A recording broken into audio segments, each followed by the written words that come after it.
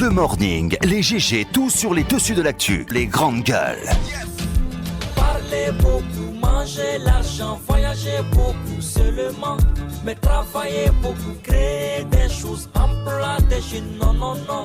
Les dirigeants africains, les dirigeants sont comme ça. Les grandes gueules. Bonjour, merci de nous rejoindre dans cette émission Les Grandes Gueules sur Radio Espace.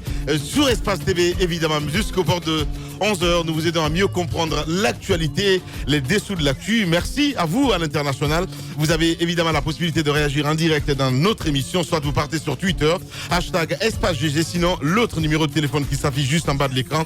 Avec plaisir, nous allons prendre en compte vos messages dans notre émission.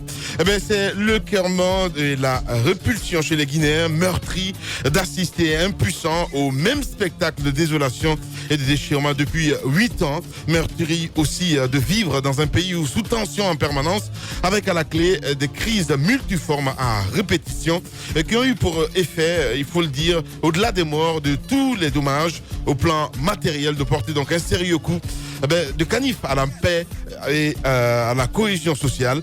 Les soubresauts donc politiques actuels n'en représentent qu'une illustration dramatique. On essaie de comprendre ce matin comment arrêter le cycle infernal de violence politique assorti de tueries que notre pays connaît depuis 8 ans. Comment sortir du cercle vicieux? Nous essayons d'appeler ce matin M. Dansa Kourouma, il faut le rappeler, il est le président du CNOSC Signal Bakar. Il est ici en studio, sera avec nous, mesdames et messieurs. Lui aussi est préoccupé par le regain de tensions politiques que connaît le pays sur fond de crises récurrentes dans le secteur de l'éducation, conscient donc des menaces que font peser donc ces soubresauts sur la paix et l'unité nationale dans notre pays. Il avait décidé, lui et une autre figure de proue donc de reggae guinéen, avec qui donc il a enterré la hache de guerre, d'interpeller donc les consciences à l'occasion des méga concerts annoncés donc pour le 11 de ce mois. Hélas, leur initiative a du plomb dans l'aile, il le dit Titi, on essaye de comprendre. Elie Kamano donc sera avec nous, mesdames et messieurs, ce matin dans cette émission Les Grandes Gueules. Les perturbations continuent dans l'univers scolaire guinéen. Et moi, après la rentrée officielle des classes, à l'absence donc de leurs enseignants titulaires pour la plupart en grève, suite donc au mot d'ordre du SLEG remplacé donc au pied levé par des contractuels, les élèves de plusieurs établissements publics de la capitale continuent de protester. Une manifestation donc d'élèves a même été dispersée hier à Kaloum à coups de gaz lacrymogène. Dans quelles conditions et sur la base de quels critères ces enseignants contractuels ont-ils été recrutés et sur quoi les négociations ont-elles échoué? On essaye de comprendre ce matin, mesdames et messieurs, avec M. Seni Silla, il faut le rappeler, il est conseiller du ministre de l'Éducation nationale et de l'alphabétisation en charge des questions pédagogiques. Il sera en studio avec nous. Encore une fois, merci de rejoindre l'équipe des Grandes Gueules. Vous êtes chez vous, vous nous écoutez partout dans le monde. Merci de votre fidélité. Tamba Zakari Milimono, bonjour. Voilà, malheureusement le micro est fermé. Bonjour Mafoudia Bangora. Bonjour mon cher ami. Bonjour. Bonjour Bakar Diallo, bonjour. Voilà. Je ne sais pas trop ce qui se passe. Voilà. Donc si le réalisateur est là, il peut nous rejoindre évidemment. Bonjour Moussa Moïsi là. Bonjour Lamel Guerra. Voilà, bienvenue. Comment ça va ce matin? Voilà. Je ne sais pas trop ce qui se passe avec les micros là. Voilà. Mohamed Gabi, voilà, le sorcier de la maison, donc on va essayer de se dépêcher. Bien. Allez, on parle de Sénacib ce matin, mon cher Moussa Moïsi là. Sénacib, j'ai mal au cœur. Je suis très touché par le fait que depuis 2016, que cette belle initiative a été institutionnalisée. Eh bien, c'est bien la première fois. Il y a une période où on en a vraiment besoin que nous ne puissions pas être à mesure de faire la promotion des valeurs citoyennes. Le pays en a maintenant plus que jamais besoin. Et pour ceux qui ont un sens du discernement élevé, ils peuvent comprendre aisément. Il s'agit là de l'une des conséquences graves de la décision prise par le ministre Gassama Diaby, qui a quand même solennellement dit au Palais du Peuple lors de la dernière édition qu'il s'agissait pour lui également de l'ultime organisation de cette semaine nationale de la citoyenneté et de la paix. Et les voix se sont élevées un peu partout, même au sein du camp présidentiel, pour lui faire comprendre qu'il était important que l'initiative continue. Mais je pense que Gassama Diaby avait voulu par cet acte marquer les esprits afin que de part et d'autre, le gouvernement puisse prendre conscience qu'il ne s'agissait pas d'une activité du ministère des Droits de l'Homme, du ministère de la Citoyenneté et de la Paix. Ouais. Il s'agissait plutôt d'une initiative gouvernementale et qu'il fallait pour ce faire que le chef de l'État s'en imprègne et que tout le gouvernement soit solidaire et accompagne cette initiative. Ouais. Ben, ça passe inaperçu. Hier, on a révélé dans notre édition d'information, je ne vois aucune pancarte. Au-delà des pancartes, je ne vois aucune initiative. Ouais. Au-delà des initiatives, je ne vois même pas un début, un commencement de promotion Ça a des été valeurs en fait citoyennes. reporté, Voilà. c'est officiel à présent. Maintenant, c'est à partir du 22 au 29 novembre prochain. Et c'est pour des raisons techniques et budgétaires, selon un communiqué qui a été publié hier. C'est véritablement encore plus grave, à mon avis. Parce que tout simplement, on n'est pas prêt, on n'a pas préparé, on n'a pas peut-être compris très tôt qu'il fallait prendre au sérieux les propos tenus par le ministre Gassama Diaby. Et donc, il faut trouver une sorte de parade, il faut trouver une sorte d'excuse, une sorte de prétexte. Je pense que le prétexte tout trouvé, c'est que il n'y a pas de sous. Sans tenir évidemment au communiqué diffusé. Allez-y, ça n'a mon cher. véritablement pas de sens. Ce Je qui pense est qu'on en a terrible. plus que jamais besoin. Ouais. Il faut quand même regarder la situation du pays, une certaine pesée pour comprendre que plus que jamais on a besoin de la promotion de ses droits. Au-delà du besoin, qui est un besoin criard que nous savons, on sait bien le rôle que la CENACIP a joué, aurait pu jouer surtout par les temps qui courent. Mais moi, je ne peux pas comprendre que cette manifestation soit une manifestation qui a quand même mérité un décret du président de la République. Donc, ça vaut tout son respect, normalement. Ouais. Et donc, une date avait été établie. Je ne peux pas comprendre qu'à cette date, qu'on puisse me parler de report. Au-delà de ça, je pense que l'année dernière, on a vu tout l'engouement qu'il y avait derrière. Tout l'engouement, l'organisation vous étiez là dans ce studio aussi à critiquer qu'il n'y a pas d'effet. Non, mais Eh ben non, absolument. mais écoutez, l'autocritique c'est très important, oui, mon mais cher Roby. bon, Voilà. Les grandes gueules. L'autocritique, c'est bien. Ouais. Au-delà de ça, regardez un peu l'aspect que l'événement avait pris l'année dernière et l'aspect que ça prend aujourd'hui. Ouais. Mais ce qui est le plus choquant, c'est que à la dernière organisation, je pense que le ministre Gassama Diaby avait, dans son discours, dit qu'il ne serait plus l'organisateur de cette CENACIP. Oui. Mais à la place de cela, je pense qu'il avait décidé de le confier à un organe. Ouais. Eh bien, l'organe a été mis en place. La proposition de décret est encore sur la table du président de la République. Jusqu'aujourd'hui, le décret n'est pas signé. Le décret octroyant l'organisation de la CENACIP à cette institution créée par le ministère des Droits de l'Homme. Donc, je pense qu'il y a un manque de respect total pour cette organisation, pour la CENACIP. Pourtant, comme dit Moussa Moïse, au-delà de l'aspect budgétaire, c'est un argument pour moi de dire de ne pas permettre. Roby. Alors, si, de ne pas permettre à ce ministère-là, puisque Roby. désormais, attendez, puisque désormais, ce n'est pas Gassama Diaby qui organise la CENACIP, mais c'est tout le ministère qui devait organiser cet événement quand même ô combien important pour notre pays. Je pense que tout a été mis en œuvre. Tout a été mis en œuvre pour créer une espèce d'échec de la CENACIP, parce que tout simplement, je crois, comme on aime à le dire, c'est le parent pauvre du gouvernement, le ministère des Droits de l'Homme.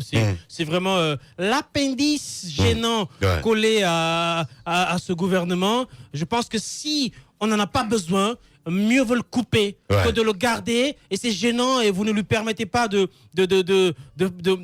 réaliser ces initiatives. À chaque fois que le ministre Gassama Diaby prend une initiative, on dit non par manque de budget. L'année dernière, c'était le même cas. Le budget présenté au gouvernement a été rafistolé. Finalement, on lui a donné des miettes, mais avec ces miettes, il a quand même réussi à organiser la CENACIP dans un environnement qu'on connaît, qui d'ailleurs, à la conclusion, a provoqué sa colère, et il a décidé de le confier à une institution. Il propose la mise en place de cette institution. Jusqu'à présent, on ne met pas en place cette institution. Moi, je ne m'attendais pas à une CENACIP qui aurait réussi de toutes les façons cette année. Moi, je pense que dans l'ensemble, il faut se rendre à l'évidence que cette initiative, elle a été galvaudée, elle a été charcutée, elle a été sabotée, elle a été piétinée. Et il ne faut plus s'attendre à ce qu'elle ait le même rétablissement. Elle a été vidée, en fait. Elle a été vidée. Toute son importance. Elle a été vidée de l'éclat et du retentissement qu'elle a connu à l'occasion des 2 premières éditions, qui ont été portées par le principal initiateur de cette CENACIP, en l'occurrence le ministre Gassama Diaby, et las de de toutes les difficultés, de toutes les choses trappes qu'on a étalées sur son chemin, mais finalement les grandes gueules. Il était contraint de laisser tomber. Et ce qui a été fait, parce que cette initiative, il faut le dire, dès le départ, elle n'a pas été bien soutenue par le gouvernement. Elle n'a pas été du tout soutenue par le gouvernement. Vous vous rappelez, en 2016, toutes les difficultés que le ministre Gassama a rencontrées pour pouvoir arracher un minimum de ressources pour pouvoir faire face aux dépenses je pense à l'organisation de cette initiative. C'était la meilleure décision de ne pas s'y associer en ce qui concerne évidemment la décision qu'il a prise la dernière fois au Palais du Peuple, mais en même temps, quand c'est comme ça, le mieux c'est de partir. C'est simple. Non, la décision lui revient de rester ou de partir. Non, mais il n'a pas dit le contraire. Non. Je dis ce que je pense. Non, mais j'ai dit aussi ce que je pense. Ah, mais j'ai pas dit le contraire. Pas du tout. J'ai dit que la décision lui revient. Mais ce n'est pas seulement la CENACIP qui est dans le panier du ministère des droits de l'homme. La décision lui revient. Et pour l'instant, je pense qu'il estime qu'il a sa place dans le gouvernement. Il y a encore d'autres chats à botter. Voilà, le jour où il décidera du contraire, et je pense qu'il partira. Mais la vérité est que l'initiative, elle a été complètement... Elle a été tuée. Elle a été tuée. Plus jamais. Je n'ai pas d'espoir que on puisse la réveiller avec l'engouement, mais aussi l'enthousiasme et le dynamisme qui ont caractérisé les 2 premières éditions. Parce que à cause justement de l'argent, 7 milliards de francs guinéens. Un petit montant de ce type quand même pour le gouvernement. Non mais oui. Par rapport à des financements pharaoniques que certains obtiennent ici pour des projets qui n'ont même pas beaucoup d'impact sur nos populations. Mais ce projet, cette initiative-là, tout son impact sur la moralisation des consciences, mais aussi sur l'interpellation donc pour questionner nos habitudes, pour interpeller les citoyens sur un certain nombre de valeurs citoyennes à respecter dans notre pays. Mafoudi Bangora. À quoi on peut s'attendre? Moi, je l'ai dit lorsque le ministre Gassama était dans ce studio. Lorsqu'il a décidé de ne plus organiser la CENACIP, c'était prévisible. Heureusement même qu'on nous dit que c'est reporté. On pouvait même nous dire que ça n'allait pas avoir cette année. Parce que qui est censé défendre ce projet au niveau du Conseil des ministres? Il s'agit du ministre Gassama. Maintenant, s'il dit qu'il n'en parle plus, qu'il ne se sent plus concerné, il s'agit maintenant d'un comité restreint qui n'a forcément pas la même voix que lui. Donc, c'était voué à l'échec. Aujourd'hui, on nous parle de raisons budgétaires, de raisons techniques, je ne sais pas. C'était assez prévisible. Moi, je l'ai dit. Le ministre Gassama, il ne peut pas être le ministre de ce département et ne pas piloter un projet d'une telle envergure. C'est pas possible. C'est pas possible. Vous l'avez dit tout à l'heure, moi je suis entièrement d'accord avec vous. C'est soit il démissionne, soit il reste et il porte haut tous les projets qui émanent de ce département. Mais il ne peut pas rester boudé comme un enfant. Il y a ces agents qui travaillent de l'autre côté. Alors lui, il est dans son bureau, il ne regarde pas. C'est assez compliqué. Soit on est ministre, soit on ne l'est pas. Non, c'est assez clair comme ça. Le ministre Gassama, il avait apporté, il pouvait rester. C'est vrai, il y a eu des coups bas. On le lui concède. Il s'est plusieurs fois plaint. Il y a eu des coups bas. C'est pas une première. Il y a beaucoup qui reçoivent des coups bas. Mais lorsqu'on porte un projet, je pense que le plus important, c'est de résister. Parce que lorsque vous savez, je m'inscris dans son cadre, lorsque vous savez que vous avez des ennemis qui ne veulent pas que vous alliez loin, il ne faut pas baisser les bras. Là, il a baissé les bras. Donc, tous ceux qui voulaient que ce projet ne porte pas, on gagnait sur lui. On gagnait sur lui. Il n'avait pas à baisser les bras. Soit il continue, soit il n'est pas du tout dans le gouvernement. Donc, je pense que ce qui est en train de se passer là, c'est tout à fait prévisible, mais c'est encore une fois regrettable parce que le véritable problème de la Guinée aujourd'hui, c'est le civisme. Il y a un manque total de civisme. Le président, lors de son discours de clôture, lors de la dernière édition, il a parlé de ceci. Il est allé loin pour dire que les plus jeunes ne doivent pas être comme eux. C'est-à-dire il y a un travail de fond à faire. Il y a eu pas mal d'initiatives au sein de cette organisation qui pouvaient aider les Guinéens. C'est vrai que le gros du travail se trouve au niveau des écoles, mais en une semaine, on pouvait faire aussi beaucoup de choses. Donc les Guinéens, on ne peut pas se leurrer, c'est un fait. Les Guinéens avaient besoin de cette semaine de la citoyenneté. Mais alors, vu tout ceci, pourquoi le ministre a abandonné? Il n'avait pas abandonné. Donc on se retrouve avec une CENACIP reportée. c'est tout à fait normal parce qu'au sein du gouvernement, il y en a qui ne veulent pas et lui, il a facilité la tâche. Voilà, allez-y mon cher Jacari. Tamba. Les grandes gueules. D'accord. Alors la SONACIP, c'est un peu comme les samedis d'assainissement. Provoquer quelque chose au sein de la fibre citoyenne, donc amener les citoyens à prendre conscience des problèmes qui sont ceux de notre patrie. Voilà, c'est qu'on va faire, mon cher Tamba. En 5 minutes, on va essayer d'appeler Gassama Diaby en direct ce matin. Allez-y, Mohamed Diaby. Voilà. Donc... enfin, Moussa Maka Diaby qui est dans ce studio aussi, représenté évidemment. Allez-y. L'interview qu'on a eue avec le ministre ici, est-ce que, institutionnellement parlant, le ministre Gassama peut dire « je n'organiserai pas la SONACIP » si le gouvernement lui demande de l'organiser. Parce que ça va quand même avec toute l'équipe gouvernementale. S'il est responsable de son organisation, comment est-ce qu'il peut refuser de l'organiser? Ça, c'est la première question que je me pose ce matin. De l'autre côté, Lamine Guirassy, j'ai envie de dire, si la SONACIP ne s'organise pas, c'est à son honneur. C'est à l'honneur du ministre qui a dit qu'il n'organiserait plus. Je pense que c'est pour éviter ce genre de situation qu'on nous a dit que c'est reporté. Mais nous sommes à la fin de l'année. Reporté pour quand? Parce que là, nous sommes déjà en novembre. C'est un peu pour dire que cette année, c'est un peu comme dire que cette année, il n'y aura pas de SONACIP, tout simplement. C'est ce qu'on évite de nous dire et que l'on dit sous d'autres formes. Novembre, c'est déjà maintenant. Décembre, vous savez ce qu'il en est. Je ne crois pas qu'il y aura organisation de la SONACIP. Et donc, je dis qu'on a encore manqué une occasion très, très importante.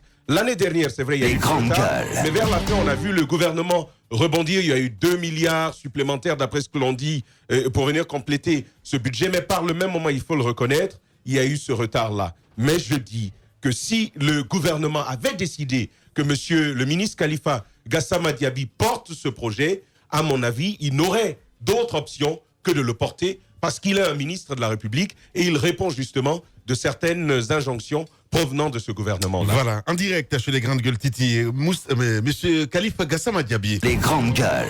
Monsieur le ministre de l'Unité nationale et de la citoyenneté, bonjour. Bonjour. Bienvenue dans cette émission. C'est la première semaine du mois de novembre. Et comme cela a été institutionnalisé dans notre pays, normalement, c'est la semaine dédiée à la SONACIP, donc la Semaine nationale de la citoyenneté. Et comme on le constate, il n'y a pas d'activité. Et cette SONACIP ne se tient pas à la première semaine du mois de novembre. Que s'est-il passé? Écoutez, je vous remercie, M. Gallo, et je voudrais d'abord que les uns et les autres se calment. Je veux rappeler que la SONACIP est une loi qui ne se résume pas au ministre Gassama. C'est une loi que l'Assemblée nationale a fait l'honneur à ce pays de voter, tous les groupes parlementaires à l'unanimité. Ce n'est pas un projet du ministre Gassama, c'est une loi de la République. Il s'est passé ce qui s'est passé, chacun peut penser ce qu'il veut de la décision que j'ai dû prendre, mais je ne m'accorde pas l'importance que les uns et les autres m'accordent. Quand le ministre Gassama ne fait pas quelque chose, une loi de la République doit s'appliquer. J'ai pris dans mon département des décisions qu'il fallait pour que cette loi puisse être appliquée, parce que c'est une décision souveraine de l'Assemblée nationale qui a été entérinée par le gouvernement de la République. Je pars de l'idée simple. Un homme public, un homme politique, quand tu prends une décision, tu t'adresses à ton pays. J'ai dit que mon aventure avec la SONACIP était terminée. Voilà, monsieur le ministre, si vous permettez, ce n'est pas que l'on vous donne autant d'importance, ce n'est pas cela, mais nous parlons de l'autorité que vous incarnez. Vous êtes le ministre, vous êtes un ministre d'un département, et ce département, on conçoit mal que que ce département organise une telle semaine d'une telle importance sans que vous n'ayez à y prendre part. C'est ce défaut de cohérence supposée que nous entrevoyons dans ce propos. Parce que l'opinion publique, permettez-moi d'enchaîner, l'opinion publique, vous, à un moment donné, accuse d'avoir mis un bébé au monde et que vous refusiez de lui donner du lait, finalement. Écoutez, je crois que ça serait faire un mauvais procès au cadre de mon département, qui ont travaillé sur ce projet. Je vous rappelle qu'ils sont prêts. Le département est prêt à organiser cet événement. Il y a un comité d'organisation qui est présidé par le secrétaire général de mon département. toutes les démarches ont été entamées à temps. Je vais vous rappeler que le budget 2018, il y avait une ligne budgétaire dedans de 3,5 milliards qui était certes insuffisant, mais qui était prévu pour l'organisation de la CENACIP de cette année. Lors de la loi de finances rectificative, cette ligne a disparu. Alors, respectons au moins le travail des cadres de mon département qui ont travaillé. L'État, ce n'est pas une personne. Les gens ont travaillé. Il n'y a pas eu de budget. C'est pas compliqué. Ce n'est pas parce que le ministre Gassama ne veut pas que ça n'a pas été fait. S'il y avait eu un budget, la CENACIP aurait été réalisée. Monsieur le ministre, ça veut dire que si cette ligne budgétaire avait été maintenue et que si le gouvernement vous avait demandé clairement d'organiser cette semaine nationale de la citoyenneté, donc de revenir sur votre décision, vous n'auriez pas eu d'autre choix que d'obtempérer. Écoutez, moi je pense que l'importance... Écoutez, voilà, je vais vous expliquer quelque chose. Il y a eu des gens ici qui ont considéré que la CENACIP était, comme quelqu'un l'a dit tout à l'heure dans le studio, mon bébé, et que donc c'était une occasion pour moi de me mettre en avant médiatiquement. J'ai estimé que la finalité et l'objectif de la CENACIP étaient plus importants que moi. Et que si c'est ma personne qui pose des problèmes pour l'engagement de certains autres acteurs pour la réussite de cette loi, il me fallait me retirer, non pas en tant que citoyen, mais en tant que cette personne et permettre à un groupe neutre de l'organiser. J'aurais été sur le terrain pour faire mon travail de citoyen, puisqu'avant d'être ministre, je suis citoyen. À un moment donné, il faut quand même que vous vous souvenez, quand je le fais, on dit que je le fais seul et que je le fais pour moi. Quand je le fais pas, on dit que je l'ai pas fait, ça n'a pas été requis. Il faut être sérieux. Bien. Khalifa Gassama Diaby en direct sur les grandes gueules. Allez-y. Alors, monsieur le ministre, la question de Moussa Moïse, elle est bien simple. Est-ce que vous pouvez, oui ou non, ne pas vouloir organiser cette semaine ? Vu qu'il s'agit d'une loi, ici le gouvernement vous le demande en tant que ministre, est-ce que vous avez autre choix, autre option que d'organiser cette semaine-là? Mais moi, je pose une question simple. Est-ce que le but, c'est d'appliquer la loi ou que la loi soit forcément appliquée par moi? Bien. La loi, elle existe, elle s'impose à tout le monde. Si le gouvernement vous demande, vous, qui êtes membre de ce gouvernement-là, de l'organiser, est-ce que vous pouvez dire non? Permettez-moi d'abord de vous donner une information. La loi prévoit, la loi sur la CENACIP prévoit que lorsque le ministère n'organise pas la CENACIP, la primature peut l'organiser. C'est dans la loi. D'accord? Donc, écoutez, quand les gens parlent, qu'ils se renseignent, moi, je dis une chose simple. C'est une loi de la République. Ma décision, elle est simple. Bien. Elle est simple. Alors, je dis que mon aventure avec la CENACIP est terminée. Alors, dites-nous... C'est pas l'aventure de l'État avec la CENACIP. Bien, donc on comprend, l'État, de toutes les façons, l'État l'organisera. Mais expliquez-nous pourquoi elle a été reportée. Mafoudia nous apprend dans ce studio que la CENACIP de cette année a été reportée vers la fin du mois. Et pour quelles raisons, quelles sont les raisons de ce report? Et deuxième question, quelle pourrait être... l'implication personnelle du ministre Khalifa Gassama Diaby à l'occasion de cette CENACIP lorsqu'elle se tiendra?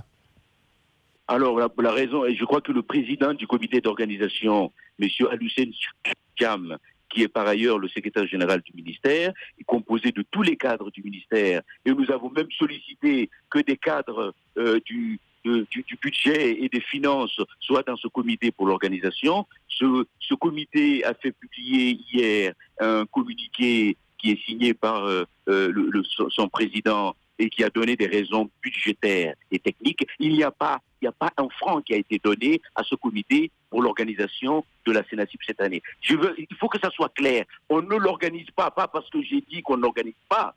Je n'ai pas ce pouvoir dans ce pays. On ne l'organise pas parce qu'ils n'ont pas eu d'argent pour l'organiser. C'est aussi simple que ça. Toutes les analyses autour et autres, chacun peut se faire plaisir à faire des analyses qu'ils veulent. C'est simple. Si la CENACIP est organisée, je suis un républicain. Si ce comité me donne un travail à faire sur le terrain, je le ferai modestement, je le ferai avec détermination. Ce que je dis, c'est que je ne veux pas être devant. Oui, mais alors, ce sera quoi? Vous ne serez pas devant, et ça, on le comprend, et ça se conçoit depuis depuis vos déclarations de l'année dernière. Mais ça va être quoi votre implication personnelle à l'occasion de cette CENACIP, au moment où elle s'organisera?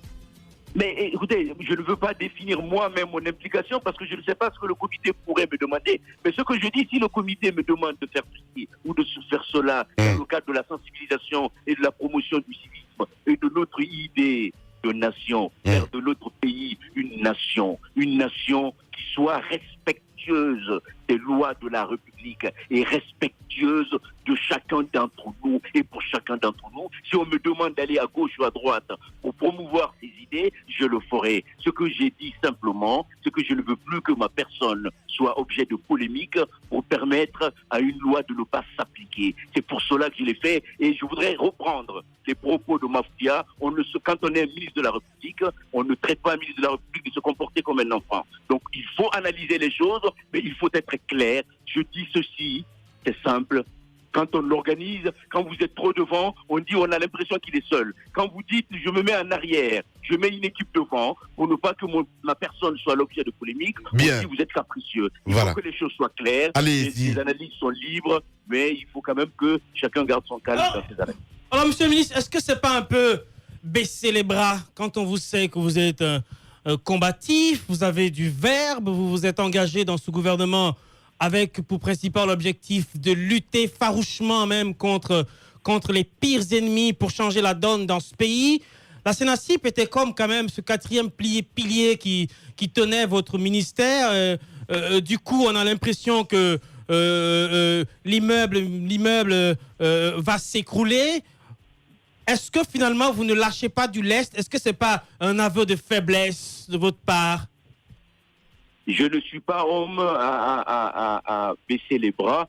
Si l'immeuble doit s'écrouler, eh bien qu'il s'écroule. J'ai pris une décision, je maintiens ma décision. Voilà. C'est pas ça l'objectif, monsieur le ministre, quand même. On vous sait très engagé pour que le pays tienne sur ces 4 piliers. Alors si vous dites que l'immeuble s'écroule, que l'immeuble s'écroule, cela dénote complètement une certaine forme de lassitude de votre part, et que finalement vous vous dites que ma voix ne porte plus, mes engagements ne vont plus, le bus que je conduis a du mal à arriver à destination, finalement je descends et je le laisse garer en bordure de route et tant pis pour le reste.